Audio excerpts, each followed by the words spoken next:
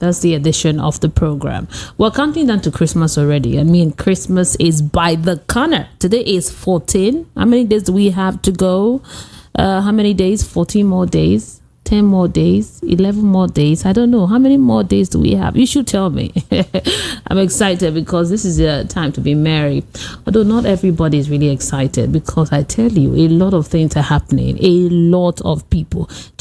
I read the report from the Guardian newspaper this morning that said about 74% of adults are struggling financially. That is something. 74% is not a joke. And also in the news some time ago, we saw that federal government raises exchange rate for cargo clearance to 951 per dollar.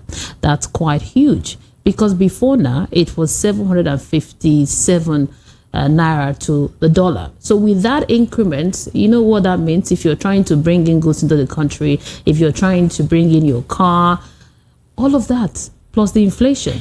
And we have Christmas to celebrate. What do we do? This morning, I have a special guest in the studio. We're going to talk for about 25 minutes and then go on break. And John Paul Iwuoha will be here, the business activator himself. So let's get into it. This morning, I have the CEO of Holy Cup Dynamic Services. It is Sunday. Anene. Good morning to you, sir. Good morning. Happy Christmas in advance. Same to you. Same to you. We will still celebrate no matter what. Yes. Now, he's been here before, and then we talked about the forwarding, the clearing and forwarding industry, what's happening there, and all of that. So he's back here because of the reactions that we got from some of the questions that we could not answer. So today we're going to dive more into this business and get to know more about his company and how he can help you to clear your goods. If that is what you're into, there is someone here that you can trust that is ready to talk to you about what you can do to have your goods brought into Nigeria without any hassle. Now, let's start with your company. What is your company all about? For people that missed that the last time you came here. Holy Cups. Okay. Basically, what we are into is clearance of cargoes from all government designated ports, be it government ports and private bonded terminals. We help our customers checking through their documents. Our jobs goes not just with customs, banks, meaning financial institutions, other government agencies like SON, NAFDAC, and all the rest. So our duty is to make sure that all government agencies that are involved in clearance of cargo are all sorted out, all their documents delivered to them, do all the runabout and all the things that goes into it, and make sure that the cargoes are delivered to the owners without any inconveniences to them. Now, when you talk about inconveniences, something comes to mind, because a lot of people that are in this your business line of business, they have worked with the incompetence of the terminal operator and shipping companies. So there are people that have tried to bring in their goods, and they'll tell you one price, this is how much you pay. But later on, they will call you again and say you have to increase the money because the shipping company or the terminal operator missed something or the other. How do you deal with all of that? Once a customer comes to you, you've charged the customer, and you have problems of incompetence to deal with. Well, how do you do that? Well, that's one of the things that makes us different, because we stomach a lot of things, just to guarantee that satisfaction which we promise to all our clients. Because most of the times we do experience these incompetencies from other operators, namely the terminal operators and the shipping companies, at times due to the malfunction of the equipment, especially the terminal operators. Most of the times they are cleaned and not in order. At times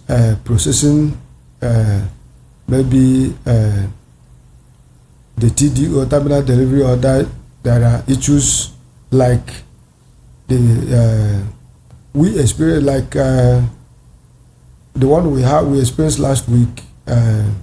We were supposed to process our TDO, but on their own side they made a mistake of not inputting the right name that they were supposed to put there. So it made us not to load that cargo, and it took us extra more 3 days for another cargo, for another truck that we got to be able to access the port. So those days cost us at least each day about 60-something thousand naira. But we didn't go back to our client, to demand for the money. These are the things we stomach in to make sure that our customers get value for their money.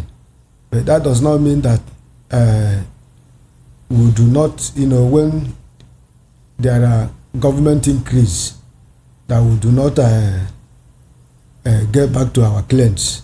But things like the incompetence of other operators, most of the times we do swallow it to just satisfy, to make sure that our customers do have that trust that once our cargo is with them, that once their cargo is with us, that they can be rest assured that we will be able to handle every challenges that comes up along the line. Good. Now, I want to know if Holy Cup, which is your business, is it just in Lagos, or do you cover other parts of the country? Well, we are basically based in Lagos here, and most of our jobs are done in Lagos here, but we can deliver to any other part of Nigeria. Okay, great. And we want to know how long you've been in business, because in things like this, experience do matter. If you've been in business for a long time, you would have dealt with a lot of the challenges that were different types. Yes, so yes. We want to know how long you've been doing this business. Well, I've been in this business for like 2 decades now. Okay, so there is, and the business is not something I started from up downward. I started with something down upward. So there's no part of the business. I know the lies, I know the truth, I know the tricks, I know what is obtainable in the system. So, but the issue is that on our own side, we are started to do the business with human first, and we are doing it in such a way that we base most of our customers are based on reference. People referring people to us because we are doing it in such a way that we want to, even when I am not there, the business continues to go because we have set up a standard. Now, we want to have your phone numbers, if you ways to contact you, so that in case I want to call you for a business. Well, our number, like I do say here, is 070 60582482. That's our both our call and WhatsApp line. Okay, can you say it again for those that didn't get it? 070 60582482. And your address? Address is at 1/3 Creek Road, Papa, Lagos. Okay.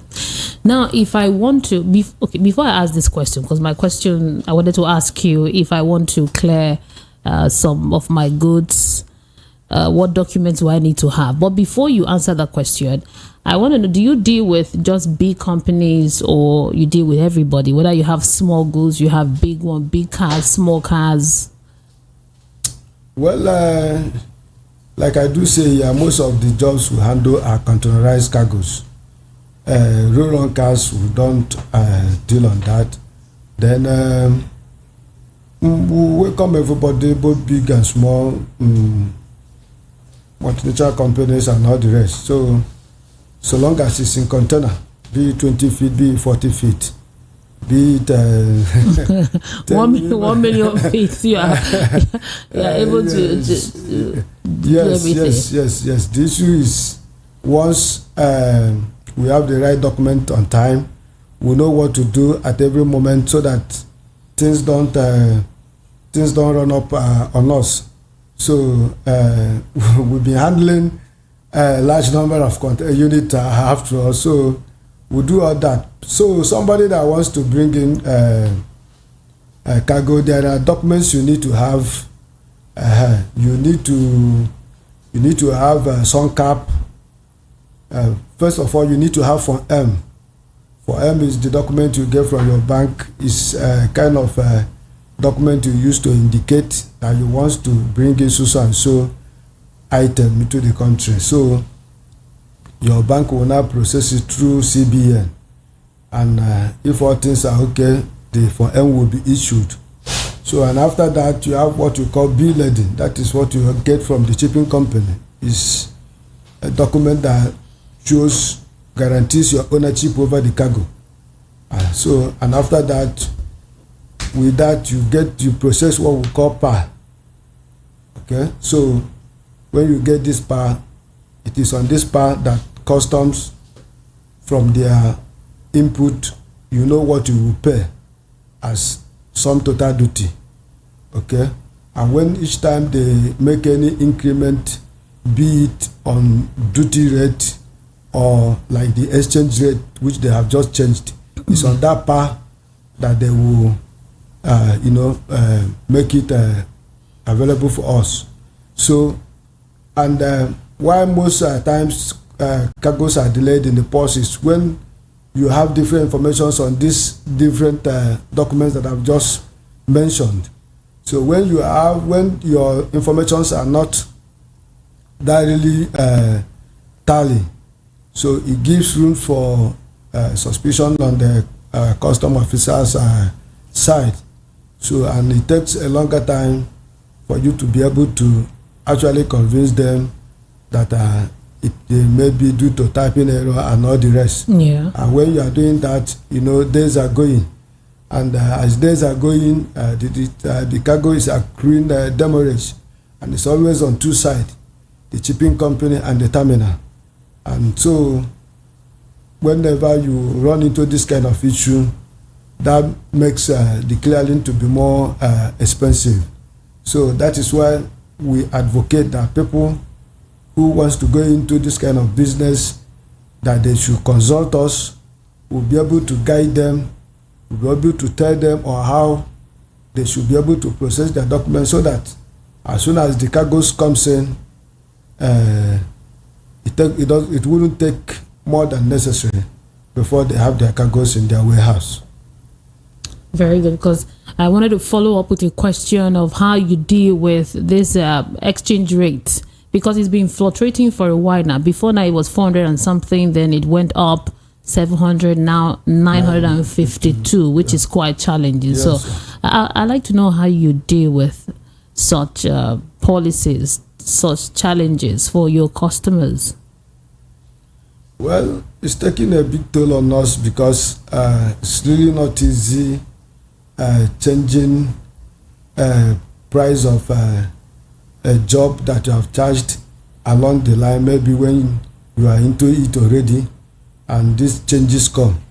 Because formally, for government to make changes, they give like 3 months notice. Before then, every party in the business will have gotten the information and be prepared for that. But these days, you sleep, you wake up, and you see something else in the system. So most of the times, these are what we go through. These are the challenges we go through. But on our own side, that's a way we do run around it to make sure that it doesn't bring up issue with our clients. We do it in such a way that we, take in the ones we can take in to see that the business is sustained. I want to open the phone lines now for you to send in your messages. If you have any message concerning what we're discussing about carrying and forwarding, maybe you're having challenges, or you just want to ask him a question, send us a WhatsApp message on 0700 903 903 903. There are specific areas that you want to find out before you do business with this company.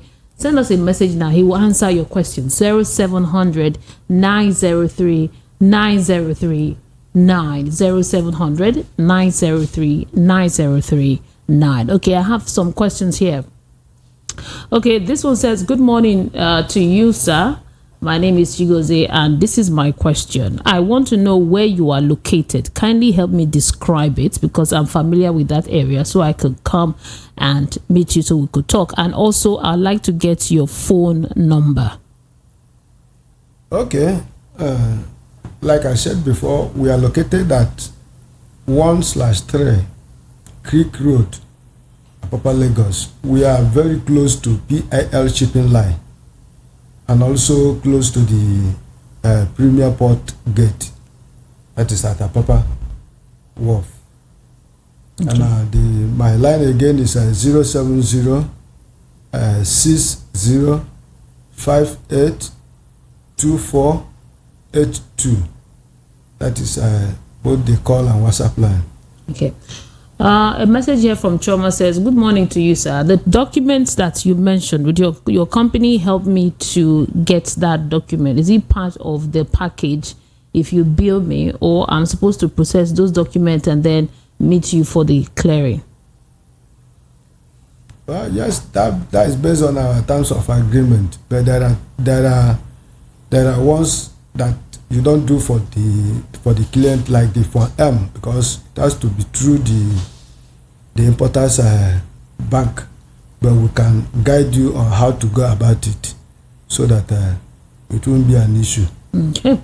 Thank you very much. Keep it coming in. 0700 903 903 9. That's the number to send in your message. Toby says, good morning to you, your guests. I like the conversation you are having in the studio. Please, I will be coming to that area to discuss with you. I've always had challenges dealing with some other people in the past, but your explanation is helpful. Now, my question to you is this: do you deliver to places like Enugu? How long does it take for you to deliver the container after I've done all my papers? And will you be working this Christmas period, end of the year? Well, we always work each time the cargo comes in, because the shipping and terminal operators doesn't give any waiver. So once the cargo is in, we'll commence work immediately. Then it depends. Going to Enugu, most of the times we deliver with the container. Most of the times we do transfer, because challenges of bringing back the containers. At times the truck operators, they do some other things with the containers on transit, and the bill we get back from the shipping line is not funny at all. So it depends if the owner will be willing to give us indemnity, indemnify us of the empty cargo, that whatever time it takes for it to get back here, he will be responsible for that. Then can deliver with the container. If not, it's better we transload it from here to another truck, so that the empty container will be delivered at the shipping line empty bay, because it's until the empty container is returned that you are out of their bill. For so long as you're going with the container, for so long as the empty box is still with you, you are paying to something $1,000 each day. Thank you. I think he has gotten clarity. 0700 903 903 9. 0700 903 903 9. Okay, we have Uzoma here. Says, good morning to you, sir. Thank you very much. I would like to learn about this business and be part of it. Sir, can I come to your office? I'm ready to submit myself to learn. Okay, that's on you. That's on you. You already have his number, so you could call him and discuss that with him. Who knows? You might be lucky. Okay, another message here says, good morning to you, sir, and thank you for the work that you are doing. Please, how do we know the fake people from the real ones? because there are a lot of fake in this industry. They will eat people's money. Like my other brother, they took his money, but they could not deliver. We have to now look for another person. Spent a lot of money. I was going there back and forth. How do I identify the fake ones? And please don't be angry. I would like your phone numbers. I want to make sure I have the correct number. Well, there are many ways to identify these fake ones, but the most is the most bet they use are coming to tell you, they give you funny prices, something that it will take 5 million to do. They'll come and tell you they will do it for 2 million. They will do it for 3 million. Okay, so if you're a new importer, you may fall for them. Or if you're one that doesn't that likes to cut costs, yes, they will get you, because they will only tell you because they are interested in getting that first money from you, because they believe that once you are giving them that money and document, whatever thing they tell you, you will now be giving to them. So these are the easiest way that to identify them. Don't just give in to somebody because he tells you one funny price or the other. So these are one of the ways. And another way is when somebody is talking to you, be able to ask 1 or 2 questions. If it's not coming up with satisfactory answers, then you'll be able to know that it's not really in the industry, and maybe he lacks knowledge on how to go about it. Okay, great. So you already know, there was a time that I was almost scammed. I wanted to buy a car. The car, normally, if you go check the price, about 4.5. But I saw it. These people said they would sell for me, deliver me. That I should just bring 1.5. Clean car that bring 1.5. They say, so I said, okay, I'm coming. Yeah. So that's one of the ways to know. And one other way, just to call him and talk with him, get in touch with him and do business with him, because you could see from what he's saying, he knows what he's doing. Now, the final question that I have here, I'll just quickly take this one. Don't call, just send in a message and I will read it out. Okay, this one says, good morning to you, sir. Mr. Sunday, I've gotten your phone number, but my question I want to ask you is this: how long does it take for me to get my cargo cleared? I want to know the day, because after I've done all my documents, I have my Form M and some other few documents with me. Please, I want to know the date. Thank you. Okay. Well, I would say 10 days. It will take up to 10 days if all things being equal, because I will continue to mention the other operators, like especially the terminal operators. Most of the times, it takes up to 3 to 4 days for them to drop container for physical examination. And like with the experiences we are going through now at APMT, if your cargo is assigned to scanning, most of the times it takes a week plus before the container can be scanned. And there are issue in the business of clearing cargo. It's a procedural things. There are things. There are some. You cannot do what you're supposed to do. Maybe the first thing you're supposed to do, you cannot leave it and go and be doing something else. So, for you to do anything, your cargo must be examined. So, if it takes you 3, 4, 5 days for that cargo to be examined, then you know that days is gone. And it is until your cargo is examined that every other thing can be done. So based on that, and most of the times for truck to access the port, it takes up to 3 days. So putting all these things together, you see that it's a maximum of 10 days. Now, we need to take your phone numbers again, because we're already rounding off. Your phone number, your location, and how to reach you. Okay. Like I always say, to locate us is not difficult. Once you're able to find yourself at Apapa, we are located at 1/3 Creek Road, Apapa, Lagos. We are also very close to PIL shipping line and also the Premier Port Gate. And our phone line again is 070 60582482. Once you call us or you get to Apapa, our apartment within the complex is apartment 131, and the complex is known as New Building. So it's a very popular place. Thank you very much, sir. We've been speaking with the CEO of Holy Corp Dynamic Services. Is Sunday, and then thank you very much for coming on the program today. Thank you, man. Hope to see you next time. I will. You'll see me next time. So we're going for a short break. When we come back, John Paul Iwuoha will be here, the business activator, and we'll talk about strategies that you can use to grow your business come 2024. Keep it here.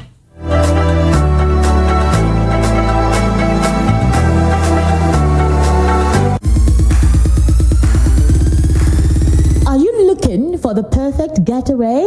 Look no further than the luxurious accommodations at Airport Golden Tulip Hotel, Lagos, number 42, Muritala Muhammad International Airport Road, Lagos. Relax and unwind in a beautifully appointed rooms featuring all the amenities you need for a comfortable stay. Whether you're traveling for business or pleasure, our attentive staff is here to ensure that your everyday need is met. We also offer complimentary pick-up and drop-off from the Lagos Airport. Take advantage of our state-of-the-art fitness center, outdoor pool, and enjoy a delicious meal at our on-site restaurant. Are you aware that Iruka Online Limited installed and designed a 100,000 capacity church building? Oh yeah, we are the sole distributors of global leading brands all over the world, such as Wafte Line Array, speakers and digital amplifiers, Preseno's digital mixers and studio equipment, Coswell workstations and keyboards, Fender guitars, Mapex drums, Ashdown bass combos, just to mention but a few. We offer flexible payment plan handled by our financial department with 24/7 customer care support system. You can visit our website on www.iruka.com to avoid buying fake products. You can also visit our showroom at number 36 Lagos International Airport Road beside Golden Tulip Hotel. Iruka, never settle for less. Voice of the People, 90.3 FM.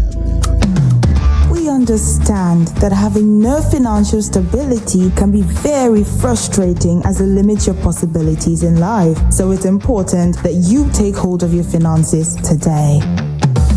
There are 1,001 ways you can get started. All you need is a guide. VOP has acknowledged this need and has provided a solution. Mariona Debbie invites experts across various fields, and they are dedicated to helping you create lasting revenue. Join Business Around Town every week, Mondays to Fridays at 9:30 a.m. to 10:30 a.m. on Voice of the People 90.3 FM. Voice of the People, now you have a voice.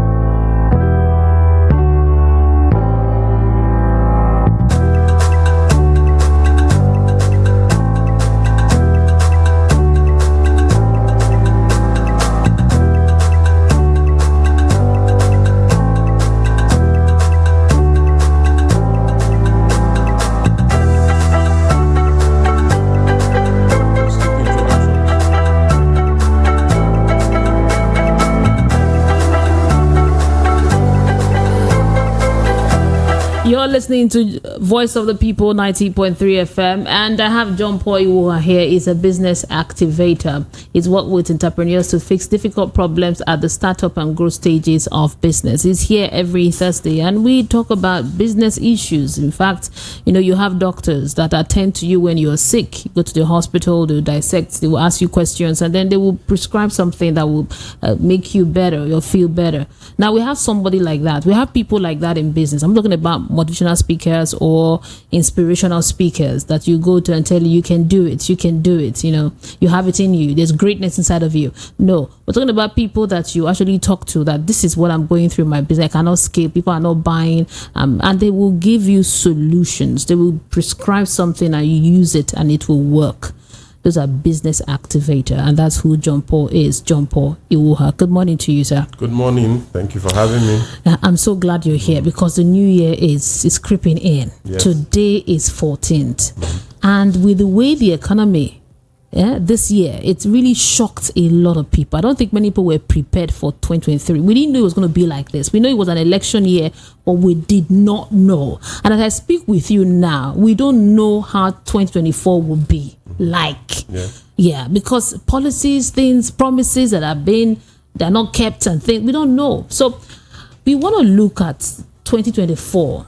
How do I approach this uncertain year as a business owner? What do I do so that I can remain in business, still scale, make money in 2024? Okay, 2024 is not going to be very different from 2023. The same way 2023 was not too different from 2022. You sure? Yeah, it's just that we have a short. But the business that closed this year, you can't compare it to 2022 now. No, so things have always been bad, but whether they have been relatively bad is a different issue, right? Yeah. What will not help is if you think that 2024 will be dramatically different, there will be like major improvements and things like that. The good thing about being an entrepreneur is that it puts your feet on the ground. You have to deal with reality. Optimism is good, but the problem with optimism is that it can kill you. If optimism disappoints you, it can kill you. Pessimism is bad because you will never get up to do anything. After all, what's the point? Things are ready. So if you look at the extremes, they are not good. You cannot be very optimistic because it's dangerous for you, especially if you're in an environment like Nigeria. You cannot be overly pessimistic because if you're overly pessimistic, why bother waking up in the morning? Why bother coming out? So that's where realism is important. You have to deal with what is directly in front of your nose. That is what will help people in 2024. And unfortunately, this is media, and the job of the media too is a business, right? But if you understand the business model of the conversations that are going on, if you detach from what people are saying and what the feelings are, that, Nigeria is going to the doors, next year is going to be my year, going to be marvelous.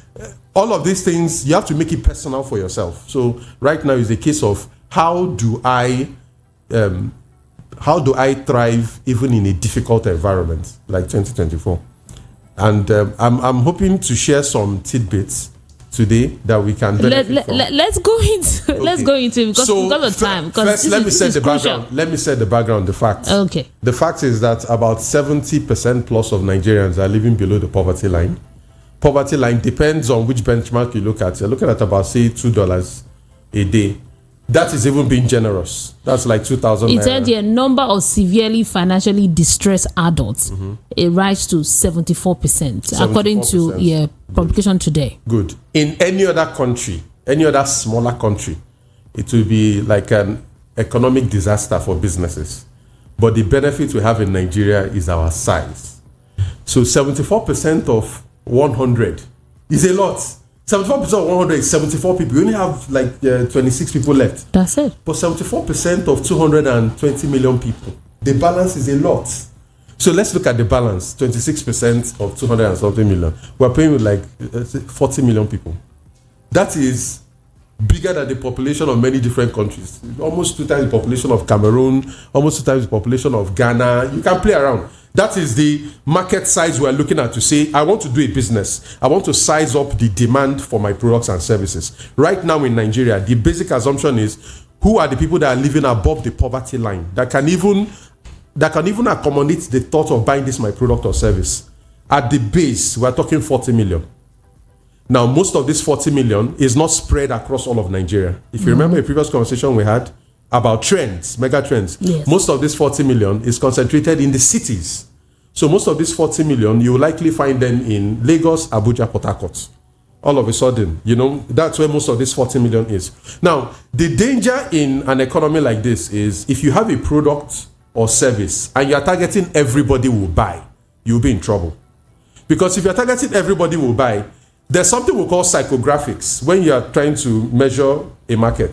Psychographics is not, now if you think about it, it sounds a bit like demographics. Demographics will say something like the age of the people, whether they are urbanized or rural, are they educated, not educated, right now. But being broke can affect you whether you're educated or not educated, whether you're old, whether you're young. So demographics will really not help you here. What will help you is the psychographics. Psychographics is in terms of how the people think about what they buy. So in this economy, in terms of psychographics, broad categories, there are two kinds of people. There are bargain conscious people. They want to buy cheap, no matter what it is. They are not thinking about it. Bottom line is, if they want water, what matters to them is what is cheapest for them to buy. If you are selling to those kinds of people, you are really going to run into a lot of problems, because I've always said it that price is the weakest form of competitive advantage. Why? It is the easiest thing anybody can copy from you. You are selling for 1,000 naira. All I need to do is to ask you, madam, how much? The moment you tell me 1,000, I'll be like, oh, okay, that's why you're selling more than me. I will go down to 900. Then you will go down to 780. At the end of the day, it's not benefiting anybody. So I don't consider price an advantage if you want to be in business for long, because anybody can copy you. And before you know what's happening, you end up in a price war. So, and that's the danger of selling to people who are bargain conscious, who in their psyche, they're always thinking of price first. Somebody wants to buy from you. They've not asked you, what does this product do? How much will it last? You know, what can you do and things like that. They just ask you how much. And based on your answer to them, they just walk away. So, if I use my line of business, for example, yes, I am not looking for price conscious people, because like I've told you before, they make terrible customers for my kind of business. Right? Anybody who is focused on price, no matter what you deliver, they don't know how much last. You agree this amount? Okay, I walk away. No.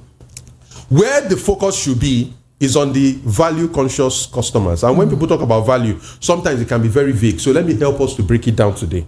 Right? And I'll give you a couple of examples. One is convenience. If what you are selling is more convenient than other people, right now, even convenience right now has a price advantage, because if it would require my time or effort to leave my house and go someplace to buy from you, that's too much work, it's too much hassle. So if you are more convenient, all of a sudden, even if your price is higher, I can accommodate it. Because I don't want to come out into Lagos traffic, into Lagos sun. I don't want to wait for it. I don't want to struggle for it. I don't want to suffer for it. If you can make my life easy and your price is higher, I don't mind. I will pay. Many of these people that think like this are in the 40 million I just calculated for you. They are not how much. They are like, please, I need this thing by tomorrow. Tomorrow is my son's birthday. Or tomorrow I'm trying. When can I get it? You know, they want convenience and they will pay for it. The second group of people are people who focus on relationships. In this environment, if you look at the businesses that are not struggling, many of those businesses are businesses that have loyal customers. These are customers who feel that they are going to be betraying you by looking at somebody else or by looking at another business. You were there for them when they started.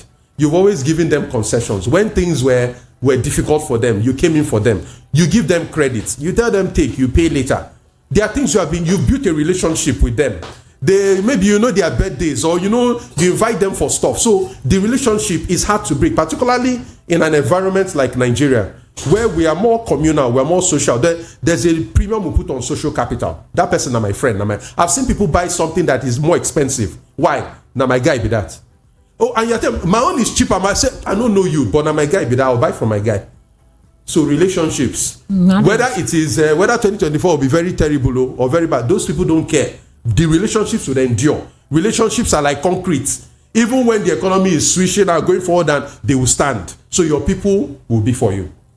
The third thing you can use to more or less build a moat around your business is exclusivity. If what you are selling me, it will not be very easy for me to find it somewhere else. All of a sudden, you can get away with charging me a higher price.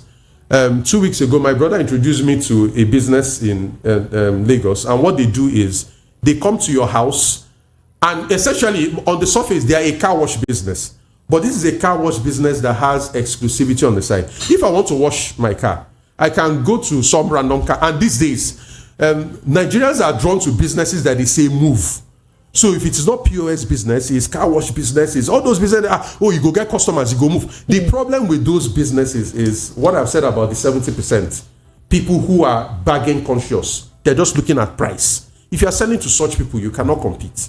So if it's going to cost me 2,000 naira or 1,500 to wash my car, these guys come to your house and guess how much they charge? Charge 30,000 naira. 30K. Yes. But now the question now is this. Okay. The question I expect from you is what kind of car wash is that? Why are you asking me 30,000? Yes, I want. What do they do apart from wash the car? And if you are the kind of person who thinks in terms of value, you will be grateful and you'll be paying the 30,000. What they call their service is not really car washing. They call it car detailing. So when these people touch your car, it's as if you just brought it out from a Papatinkan port. All those areas that those car wash people, because car wash people are focused on volume. The more they wash, the more money they make. They're under pressure to finish your car in as short the time as possible. These 30K guys are not in a hurry. They come to your house, now you own them for that day. They will settle down. Even areas of your car that you didn't know existed, they will reach it and touch it. They will buff the outside. They will shine it. When your car comes out, people will like, you go repaint your car, you go spray your car. So all of a sudden, people are asking you whether you resprayed your car. Respraying your car will cost you over 100,000 naira. But these guys have done it for you. And it's looking as if you repainted your car, but you only did it for 30K. So you see what I mean by you pay them 30K, but you'll be extra grateful. Even your seat belts, areas that you did. So what I'm telling you here, this is the exclusivity. If I'm not happy with these guys and I want to replace them, I don't know anybody else in Lagos I can use to replace them. So if I make them vex now, for example, guess what? Even in this bad economy, now me go they call them say, forget that why I talk. Now I can't do my car. Now, but on the surface, they are a car wash business. Yes. But what is different? Exclusivity. They are doing something that their competitors are too much in a hurry because they are in the volume business. Their competitors are in the volume business, but these guys are in the exclusivity business. So that's why it's important that you have to look at these things. The other point is in terms of quality. Which is why I'm not a big fan of looking at the general narratives. When you look at narratives of the naira is falling, inflation is rising, poverty is rising, disposable income is falling. When you look at that whole macro, it just puts you in a state of pessimism, and you think that you and every other person is the same. But in every economy is made up of individuals and made up of transactions. If you look at it very well, like I've broken down the nature of the Nigerian economy for you, 70% living below poverty is a very high number. And of course, it's the highest in the world now. We overtook India and stuff like that. So it's a high number. But when you look at the specificity of it, in terms of how many people are living above the poverty line, how many people can afford what I sell? In Nigeria, it's a small percentage. Maybe 5% are like, they can spend whatever they want to spend. But the benefit you have in Nigeria is that the population is there. So 5% of 220 million is still a high number. So these are ways that you can look at things, and then you can, maybe just to recap, the convenience angle, exclusivity, relationship, quality. The other thing I didn't talk about is speed. If people want something fast, so if, for example, if you're going to buy something normally and it will take 3 days to deliver, if you can do it overnight, people will pay more. One simple example I can give that a lot of people can relate to is many dry cleaning services. If you take in your clothes, they typically give you a 2 to 3 day window. Come in 2 to 3 days and collect your clothes. Yes. Okay, what if I have a wedding tomorrow and my tailor just disappointed me? So I brought out my clothes from my wardrobe that I've not worn in a while, and I noticed that it now fits me. But the problem is, it is Friday. The wedding is tomorrow, Saturday. What do? If you show up, we can charge you 3 times the normal price, or 4 times or 5 times the normal price. You will be very glad and you will pay. Because all of a sudden you are seeing speed and you cannot buy time, but now I'm putting time on the table for you. So in summary, my message is this. If you look at the Nigerian story as a general story, it doesn't look positive. I agree. But you are not selling to the entirety of Nigerians. You are not selling to the entire Nigerian population. Every business does not need a lot of customers. If you look at the structure of the business landscape in Nigeria, about 98 or 99% of businesses in Nigeria are small businesses. There are very few businesses that are like big companies that employ up to 500 people and things like that. So the question is, how many customers does your business really need to thrive? Do you really need 1,000 customers or 1 million customers? Do you know? You know, there is this myth that you need a lot of customers. I need more people. I need more people. I need more customers. If you speak with a lot of business owners, they'll tell you, I need more customers. I need more people. If I can just, they don't know how many people they're servicing. I'm happy that you call that a myth, because if you are looking at volume in the Nigerian population and the number of people that have money to spend, that population has shrunk. So, if to give you a vivid example, if you are selling a product for 1,000 naira, and for you to make a lot of profits, you need a lot of customers, because 1,000 naira is a low price point. Now, because you are looking for volume, even the person that can pay you 10,000 naira, all you are charging him is 1,000 naira. The woman that will be happy to pay 20,000 naira, if you can offer her more, all you are charging her is 1,000 naira. So, you are treating your business like a democracy, where everybody is equal. But the market doesn't work like that. All customers are not equal. In fact, the market is the most unequal place, because somebody will be happy to spend 50K in your business. Another person will tell you, I only have 500 naira. So do you go, I'm a democracy, let me collect 500 naira from everybody? You're not helping anybody. So the market is not a democracy. It's a meritocracy. You sell people according to how much they can pay. So my thing is this: you don't need more customers. You need to improve your margin, and you need to improve your retention. There are some businesses that will do well with less than 100 customers. In fact, they are very, very successful. Less than 100 customers. How are they doing it? The price they charge is much, much higher than the rest of the people. They are not in it for volume. They don't want the whole Nigeria. They only want 100 customers, and they are okay. That's what they can serve. And their profit margins are higher, and they do repeat business with those 100 people. Outside of those 100, they don't need more. But if you are selling 5 naira, 20 naira, 100 naira. Hold on. Let me ask you, since you're saying that what you're explaining, your product is 1,000 naira, you can sell, you need a lot of people to buy that product. But someone that wants to spend 50,000 naira can't spend it because your product because you're not asking him for 50,000. Okay, now let's break it down. If my business is shawarma, I make shawarma, and you pay 1,000 naira to get a wrap of shawarma. So that's what I do. And everybody that comes, 1,000 naira for one. So how do I make people pay more for the shawarma that everybody buys 1,000? They already know I sell my shawarma for 1,000 naira. So how do I make you pay more just to get one wrap of shawarma, which is 1,000 naira? Not that you're buying 50 for 50,000 naira. How do I do that? Who designed the menu for shawarma? Who said that the only standard items in shawarma should be mayonnaise, cabbage, and the rest of the things? Who says you cannot have VIP or exclusive shawarma, and whatever can go into it is you and I's best guess? You can have sides. You can have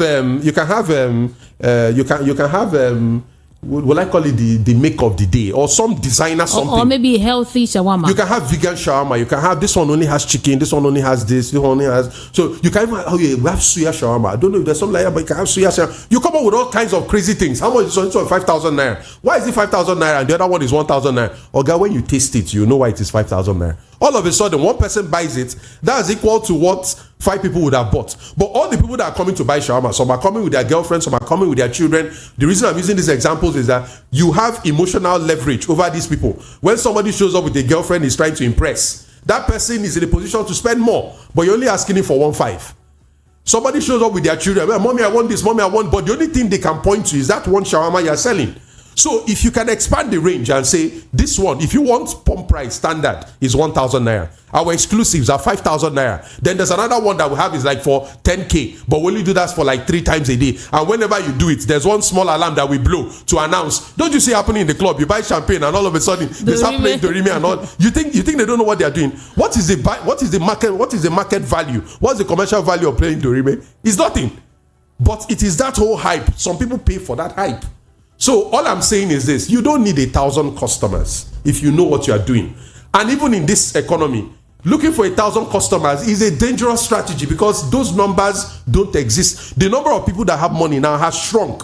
So you need to zoom into that group that is more flexible with price, and then look for different ways to squeeze the money. Okay, now let's take it to someone that is the fashion designer.